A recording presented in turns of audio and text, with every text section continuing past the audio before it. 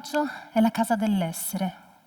Questa è la citazione del filosofo tedesco Martin Heidegger, che mi si è illuminata nella mente non appena mi è stato comunicato il tema di questo TEDx Abitare. Heidegger sosteneva che il linguaggio non fosse soltanto il modo in cui riusciamo a esprimere la realtà, descrivere i nostri pensieri, i nostri racconti. Sosteneva anche che il linguaggio fosse necessario per esistere, per porci in relazione agli altri, per disporci nel mondo. Il linguaggio serve per entrare in connessione profonda con le persone intorno a noi. Il linguaggio rende il mondo significativo e comprensibile. La lingua invece è quel sistema di segni, di suoni, di regole grammaticali che ci consentono di comunicare in una determinata società, verbalmente, chiaramente.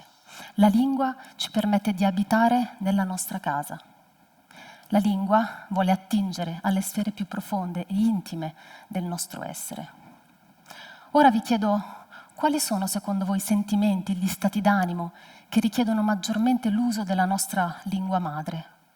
Quando abbiamo più necessità di comunicare con il nostro mezzo più naturale? Ecco, io credo che questi sentimenti siano fondamentalmente due, e cioè la rabbia e il dolore. Immaginate di trovarvi all'estero, avete deciso un giorno di intraprendere un viaggio nuovo in una terra lontana, sconosciuta, nuova da un punto di vista geografico, culturale, etnico, culinario e anche linguistico. Un giorno però sentite che qualcosa non va, avete uno strano malessere, sentite le palpitazioni, avete il fiato corto, sentite un dolore al petto, un dolore alle arti inferiori. Siete nel panico, capite che dovete subito recarvi in ospedale. Dov'è l'ospedale? Come raggiungerlo? Il vostro fiato si fa sempre più corto, il vostro cuore sempre più agitato. In qualche modo raggiungete la struttura ospedaliera e andate a quello che sembra essere il banco accettazione e lì c'è una persona che vi parla. Ma voi non capite nulla di quello che vi sta dicendo. La vostra paura si trasforma presto in frustrazione e anche il vostro corpo percepisce quella frustrazione facendovi sentire come se le vostre forze vi stessero abbandonando. Vorreste gridare aiuto, ma non ce la fate. Come fare a raccontare che 2 anni prima avevate subito degli strani episodi di svenimenti improvvisi? Come fate a dire che siete allergici all'amoxicillina oppure che soffrite di pressione bassa? L'anamnesi sembra impossibile e ancora meno la diagnosi. Voi riuscireste a fare tutte quelle domande e a comunicare tutti questi vostri pensieri in inglese, in turco, in giapponese? Ecco che però all'improvviso dal corridoio arriva un'infermiera e accanto a lei c'è una persona. Si presenta. Salve. Io sono l'interprete medica. Mi dica tutto e tradurrò per lei. Ecco che all'improvviso, su quello che sembrava essere un fiume feroce, in piena, che vi allontanava così tanto da una sponda dove c'era un potenziale soccorso salvavita, si materializza un ponte.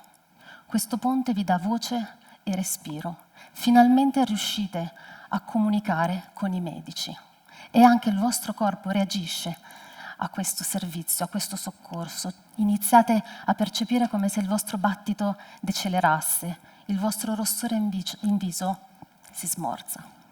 L'incubo è finito. Sono interprete medica da oltre 10 anni, di cui 8 sul campo, nei principali ospedali della città di New York e dintorni. L'ospedale è la mia casa. Grazie al mio background familiare ho imparato sin da piccola ad amare la medicina, ma allo stesso tempo ho da subito coltivato anche una enorme passione per le lingue. Il mio primo approccio con l'inglese lo definirei amore a primo ascolto. E quando una volta trasferitami in terra statunitense ho scoperto l'esistenza di questa professione, cioè dell'interpretariato medico, ho capito molto chiaramente che quello era il mio destino lavorativo. Ho avuto una sorta di epifania. Per me, camminare tra i corridoi di un ospedale, ascoltare le storie dei pazienti e pormi come supporto per loro è sempre stato un privilegio, ancora prima di un mestiere. Svolgendo questo mestiere mi rendevo veramente conto di quanto io non fossi una mera facilitatrice linguistica, ma che fossi veramente un supporto emotivo, morale, culturale. Il mio dispormi nel mondo di queste persone permetteva loro di rifugiarsi, di sentirsi accolte, di chiudere fuori tutta la frustrazione e l'inibizione che spesso una barriera linguistica può causare. Alcune storie mi hanno segnata profondamente. Per esempio la storia di Gemma, una ragazzina di 13 anni affetta da paralisi cerebrale, che sognava di diventare scienziata e di curare i ragazzini affetti dalla sua stessa malattia, ma che allo stesso tempo si preoccupava tanto per l'ansia della madre. Ricordo anche Adelina, una minuta signora con depressione psicotica che riceveva il trattamento cosiddetto di terapia elettroconvulsivante, noto anche come elettroshock, ma che poi nell'intimità della sua stanza mi diceva: io non ho mai voluto togliermi la vita, ero solo un po' triste. Ricordo bene anche Salvo, un forte uomo siciliano con morbo di Parkinson, che quella mattina nell'ospedale del Bronx subiva un intervento chirurgico al cervello da sveglio. E io, in piedi accanto a lui, a tradurre le istruzioni dei medici che cercavano di capire come porre fine al suo tremore, scoprivo tutta la fragilità umana e tutto il miracolo della scienza medica. Questi pazienti erano accomunati da uno stesso fattore, cioè in presenza dell'interprete medico sentivano la libertà di dare molti più dettagli sul loro stato di salute. L'inibizione era abbattuta. Ed ecco che così io mi ponevo nel loro mondo. La mia presenza di ponte linguistico dava loro libertà. La narrazione si faceva non solo più semplice, ma più fertile.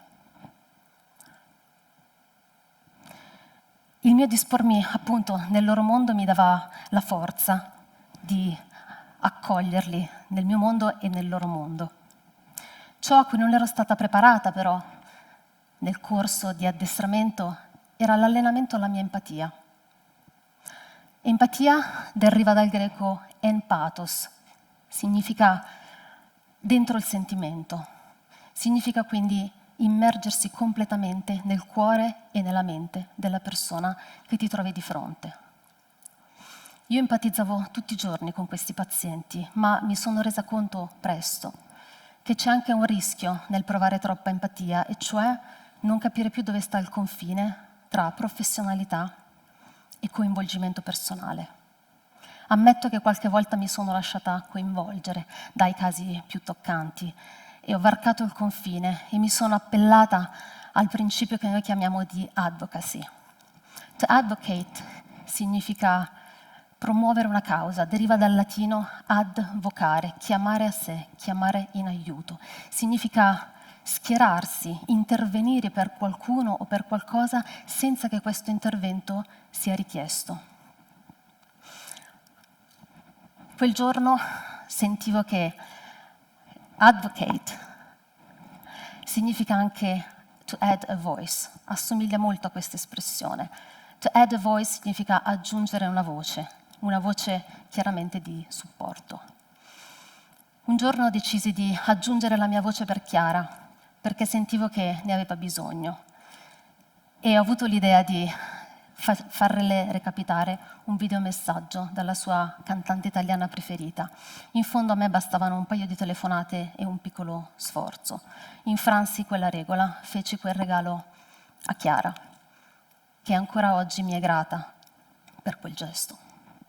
Ricevo parole di gratitudine da tutti i pazienti con cui sono rimasta in contatto. Mi sento dire frasi quali: sei stata fondamentale nel mio processo di guarigione. Sarai sempre nel mio cuore, non ti dimenticherò mai.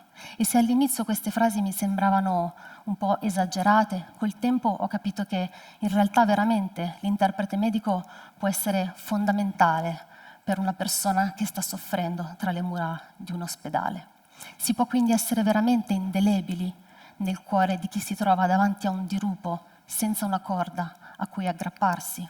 Si può veramente pensare che il ruolo di interprete medico sia fondamentale per la cura di un paziente straniero? Beh, la mia risposta è sì, fortemente Sì. Ci sono paesi nel mondo in cui il ruolo di interprete medico è stato riconosciuto, apprezzato e reso parte integrante dello staff ospedaliero. In Italia però questo purtroppo ancora non accade. E a lungo mi sono chiesta come sia possibile che una società civilizzata, inclusiva, attenta ai diritti dei suoi cittadini non abbia pensato di implementare questo servizio negli ospedali. Cosa ci manca per non averne capito l'importanza?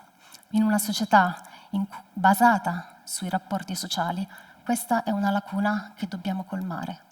Credo che sia veramente una mancanza imperdonabile, una ferita da ricucire, una casa da costruire.